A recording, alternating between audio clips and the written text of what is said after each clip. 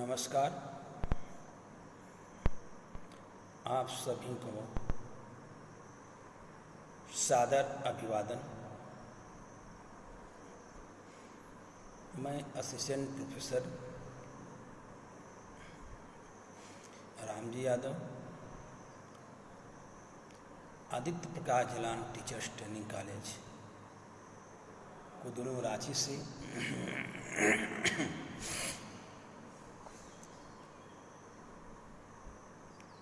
आप लोग कोविड-19 के इस महामारी का सामना करते हुए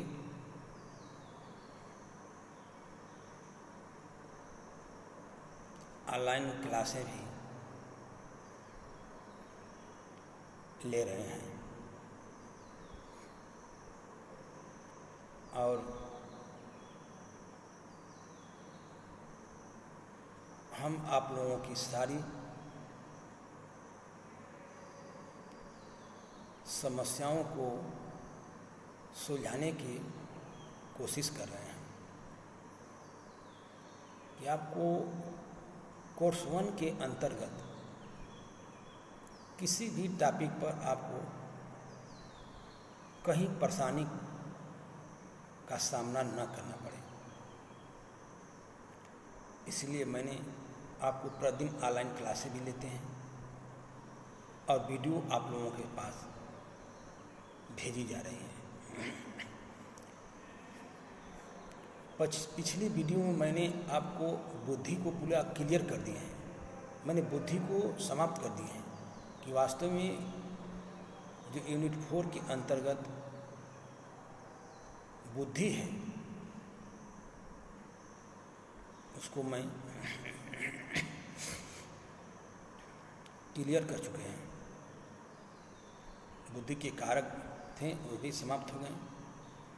आज मैं आप लोगों के समक्ष बहुत ही इम्पॉर्टेंट पॉइंट लेकर चल रहा हूँ।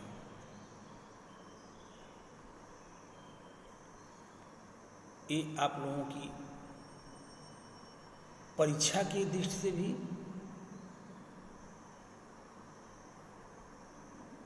और आपके समय और परिस्थिति की दृष्टि से भी ये टॉपिक बहुत ही महत्वपूर्ण है।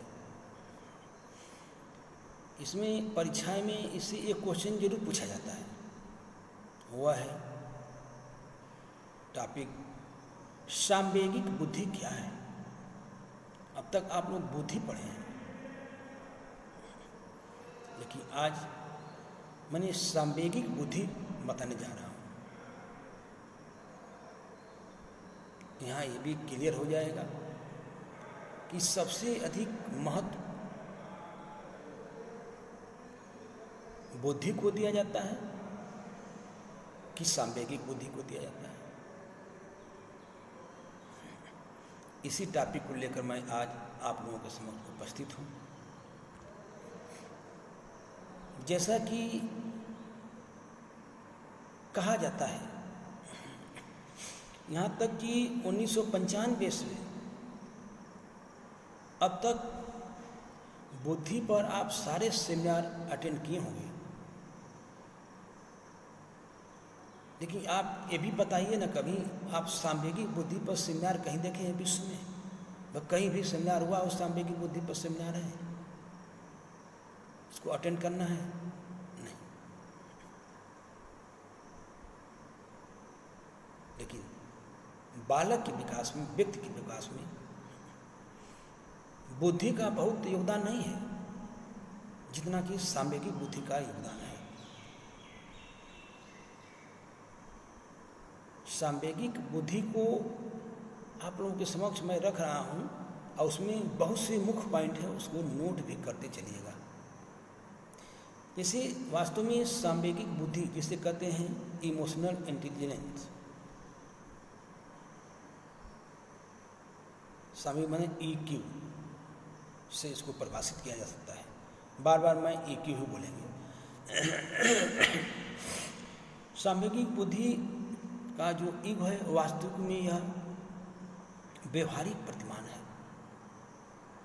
सांवेगिक बुद्धि को, ईक्यू को मनोवैज्ञानिकों ने व्यवहारिक प्रतिमान माना है। सांवेगिक बुद्धि जो है वो व्यवहार से संबंधित है, जिसे 1995 ईस्वी में इसे प्रकाशित किया गया। अब प्रकाशित करने वाले मनोवैज्ञानिक डेनियल गोलमैन ने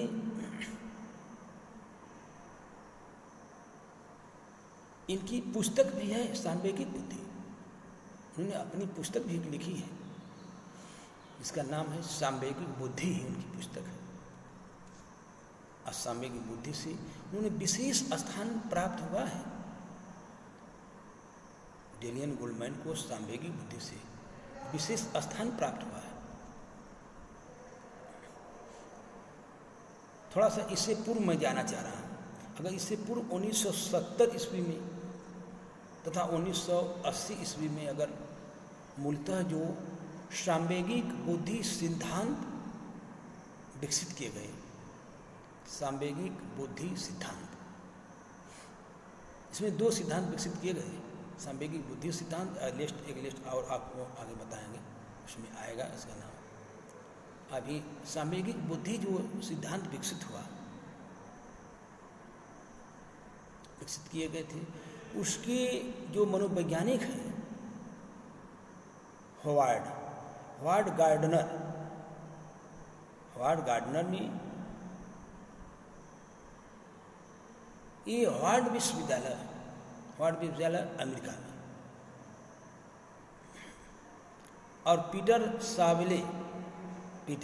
साबोले ने जो एल विश्वविद्यालय, ये भी अमेरिका में है, तथा जॉन जैक मेयर के नाम उल्लेखनीय है सांवेगिक बुद्धि सिद्धांत में।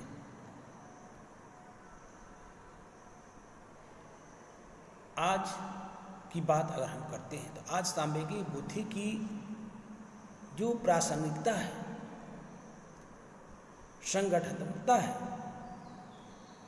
विकास एवं प्रगतिशील समाज में लगातार बढ़ती जा रही है। मेरा समाज क्या है? प्रगतिशील है। इसलिए मेरा समाज में सांवेगिक बुद्धि का प्रतिमान दिन प्रतिदिन बढ़ता जा रहा है, क्योंकि जो ईक्यू संबंधित सिद्धांत है, वह मानव व्यवहार को समझने का सिद्धांत है। सांवेगिक बुद्धि जो सिद्धांत है, वह मानव व्यवहार को समझना और प्रबंधन के तरीके क्या है उसको जानना, दृष्टिकोण के प्रति विद्यमान आंतरिक रूप से भी कौशल एवं क्षमताओं आदि को परखने में एक नई सोच विकसित करती है। सांवेगिक बुद्धि किसी चीज को परखने में एक नई सोच विकसित करती है।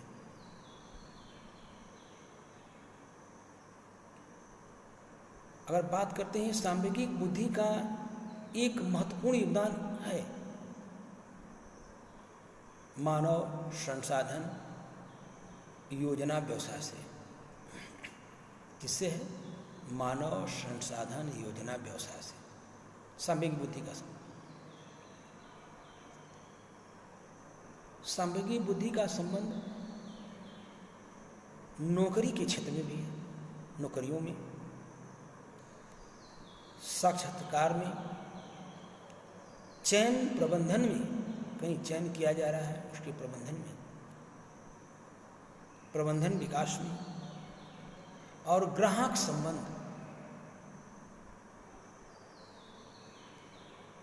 मतलब सांवेगिक बुद्धि में ग्राहकों के बीच क्या संबंध होने चाहिए, सांवेगिक बुद्धि इसको प्रतिमान मानकर चलती है। ग्राहक संबंध में थोड़ा हम विस्तार से बातें कर सकते हैं। जैसे आप किसी चीज़ की दुकान खोल बैठे हैं, तो आप बुद्धि लगाने की जरूरत नहीं है। गोल्डमैन ने कहा है, डेनियल गोल्डमैन ने 1955 ईस्वी में, कि आप बुद्धि की जरूरत नहीं है, वहाँ सांवेगिक बुद्धि की जरूरत है। जो आपके समक्ष, आपके सामने जो ग्राहक खड़ा है, उसके संवेग को समझिए, अंतर्व्यक्तित्व को समझिए, उसकी भावना को समझिए और उसके साथ अपनी भी भावना को समझिए, तब उसी को कहा है ग्राहक संबंध। उसकी भावना को समझ जाएंगे तो स्वयं उसके विचार को जानते हुए ऐसा कार्य और उसके पास ऐसा व्यवहार करेंगे। ग्राहकों का संबंध एवं सेवाएं आदि क्षेत्रों में भी ये माना जाता है।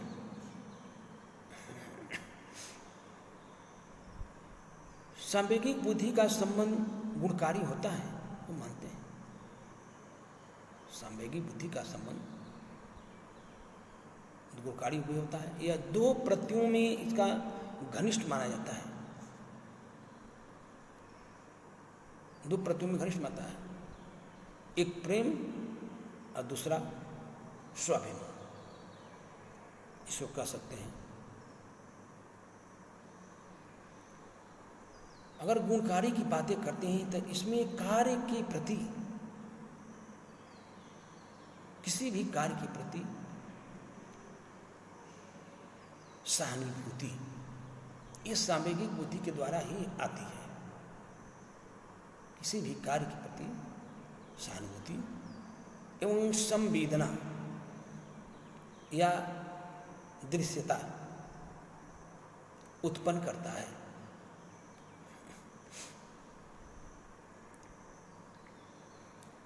जबकि विविध बुद्धि सिद्धांत जिसे कह सकते हैं MIT, व्यक्ति में जो निहित विविध युक्ताओं की अभिव्यक्ति एवं मापन करता है। जब मैंने सांवेगिक बुद्धि की बातें करते हैं, किसी ही बुद्धि का मापन वो करता है, उसके विचार को समझता है सांवेगिक बुद्धि वाला व्यक्ति। और ये दोनों जो सिद्धांत हैं, यह मानकर चलते हैं कि प्रत्येक व्यक्ति का स्वयं का अपना एक मूल्य होता है। प्रत्येक व्यक्ति का स्वयं का अपना एक मूल्य होता है, ये सिद्धांत मानता है सांवेगिक बुद्धि सिद्धांत। प्रत्येक व्यक्ति का अपने स्वयं का मूल्य होता है, और वह अपने मूल्य को अगर भूल जाता हो तो उसके अंतर्गत वह सांवेगिक बुद्धि विकसित नहीं मानी जाएगी। जैसा कि EQ प्रत्यय की बात हम करते हैं, मतलब सांवेगिक बुद्धि प्रत्यय यह मानकर चलता है कि परंपरागत जो बुद्धि है या परंपरागत बुद्धि का जो प्रत्यय अत्यंत संकीर्ण है। परंपरागत सांवेगिक बुद्धि यह मानता है कि परंपरागत जो है हमारा बुद्धि है, उसका प्रत्यय जो है संकीर्ण है। जबकि EQ की जहाँ तक बात आती है तो EQ का प्रत्यय अत्यंत व्यापक है, बहुत व्यापक है।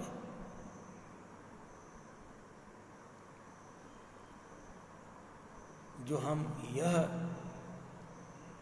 स्पष्ट रूप से जो हमें यह बताता है कि हम कितने सफल हैं। सांवेगिक बुद्धि मुझे यह बताता है कि हम कितने सफल हैं और कितने सफल हो सकते हैं। और कैसे। कितनी अच्छी बात है, हम कितने सफल हैं, कितने सफल हो सकते हैं और कैसे हो सकते हैं। सफलता प्राप्त करने में बात आती है कि सफलता प्राप्त करने में IQ से कहीं अधिक, मतलब बुद्धि लब्धि से कहीं अधिक EQ मतलब सांवेगिक बुद्धि का हाथ होते हैं। आगे मिलेगा कितना आपको बुद्धि लब्धि कितनी % रहती है किसी कार्य को सफल बनाने में, और IQ मतलब EQ कितना सफल रहता है किसी भी कार्य को आगे बढ़ाने में, आपको सफलता प्राप्त करने में। क्लियर हो जाएगा, आपको समझ में आ जाएगा कि वास्तव में बुद्धि महत्वपूर्ण है कि सांवेगिक बुद्धि महत्वपूर्ण। तो मैंने सांवेगिक बुद्धि की सब बातें बता रहे हैं, अब मुख्य चीज़ों को नोट्स भी करते रहिएगा। लेकिन सामाजिक बुद्धि की जो बात आती है, सामाजिक और अंतर व्यक्तित्व संबंधों की दृष्टि से अयोग्य हम अयोग्य कहे जा सकते हैं। ये बातें आती हैं कि इस बातें में हमें ऐसे अनेक लोग मिलने के अवसर प्राप्त होते हैं। बहुत से लोग मिलते हैं जो आकस्मिक रूप से काफ़ी होशियार होते हैं, बहुत लोग होशियार होते हैं सांवेगिक बुद्धि में, लेकिन सामाजिक एवं अंतर व्यक्तित्व की दृष्टि से अयोग्य कहे जाते हैं। बुद्धि से आप समता का गुण प्राप्त कर सकते हैं? नहीं, ये सांवेगिक बुद्धि ही समता का गुण विकसित करती है, क्योंकि EQ में ऐसे अनेकों व्यवहारिक और चारित्रिक तत्वों का अनदेखी की जाती है।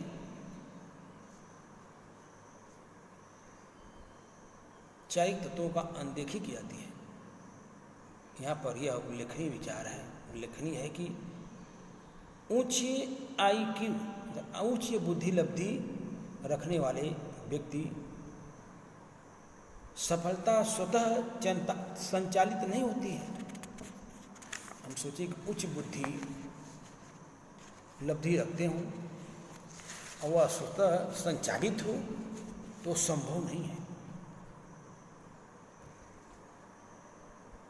स्पष्ट रूप से कहा गया है कि परिवर्तन प्रकृति का नियम है। ये तो आप सभी लोग जानते हैं कि परिवर्तन प्रकृति का नियम है। प्रकृति सुंदर क्यों लगती है बताइए? प्रकृति सुंदर क्यों लगती है? क्योंकि उसमें बार बार परिवर्तन होते रहते हैं। अगर परिवर्तन नहीं होते तो प्रकृति भी सुंदर नहीं लगती। तो उसी क्रम में यदि आपके व्यक्तित्व और बुद्धि और सांवेगिक बुद्धि में अगर परिवर्तन होते रहते हैं तो आप भी अच्छे लगते हैं। सिर्फ संवेग को लेकर पड़े रहिए तो क्या आप अच्छे लगेंगे? नहीं। इसीलिए परिवर्तन प्रकृति का नियम है। तो इसीलिए आपके व्यवहार में, आपके चरित्र में, आपके गुण में,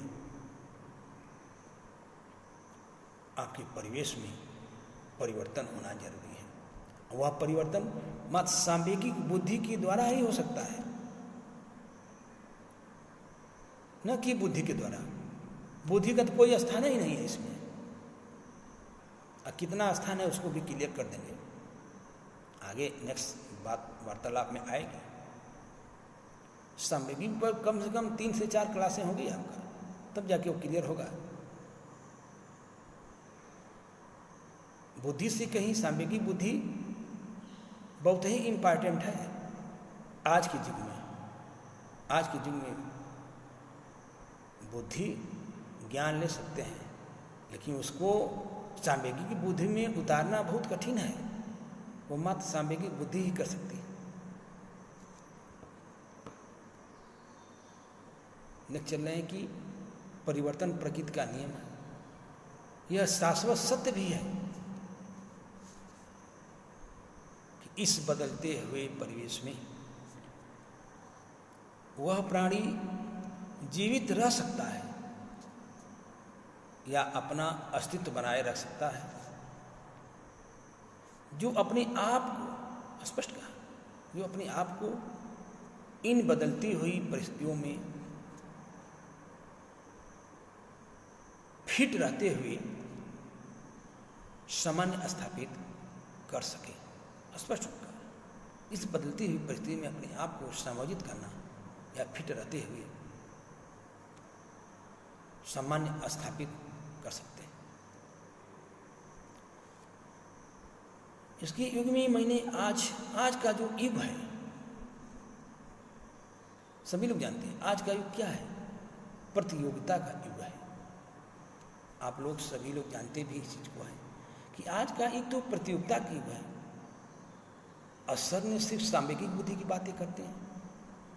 क्या सांवेगिक बुद्धि से प्रतियोगिताएं जीत सकते हैं? तो सोचने की बात है। आप कहते हैं कि नहीं, बुद्धि बहुत जरूरी है। बुद्धि को हम मानते हैं कि बहुत जरूरी है, लेकिन हर स्थान पर बुद्धि का प्रयोग नहीं किया। IAS की परीक्षाओं में बैठिए, बुद्धि है, लेकिन आपको लगेगा जितनी क्वेश्चन होते हैं आपको ये लगेगा कि ये तो बुद्धि से इससे क्या मतलब है। इतना आपको जोड़ देंगे वो लोग सांवेगिक बुद्धि से, व्यवहार से, प्रतिमान से, समाज के गुण दोषों से, तब समझ में उस दिन आएगा कि वास्तव में बुद्धि तो होना चाहिए, लेकिन सांवेगिक बुद्धि सबसे अत्यधिक महत्वपूर्ण है। आज का जो युग है, हम मान रहे हैं कि प्रतियोगिता का युग है, जो जहाँ व्यक्ति को जीवन के प्रत्येक क्षेत्र में कदम कदम पर प्रतियोगिताओं का सामना करना पड़ता है। इस बात को हम मान रहे हैं, काट नहीं रहे हैं आपकी बातों। कदम कदम पर प्रतियोगिताओं का सामना करना पड़ता है, चाहे वह आपका व्यवसायिक जीवन हो, चाहे सामाजिक जीवन हो या व्यक्तिगत जीवन हो। व्यक्ति को हर क्षेत्र में स्वयं को दूसरों से बेहतर सिद्ध करना पड़ता है।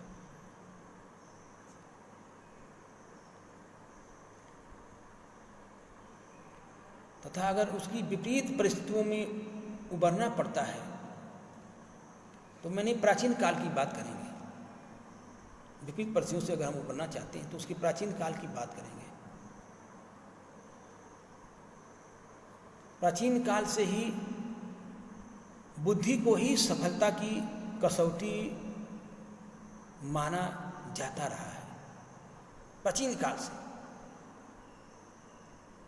कि सफलता की जो कसौटी है वो हमारी बुद्धि है। लेकिन ऐसा माना जाता रहा है कि व्यक्ति की जितनी अधिक IQ मतलब बुद्धिलब्धि, उसकी सफलता में धनात्मक संबंध होता है।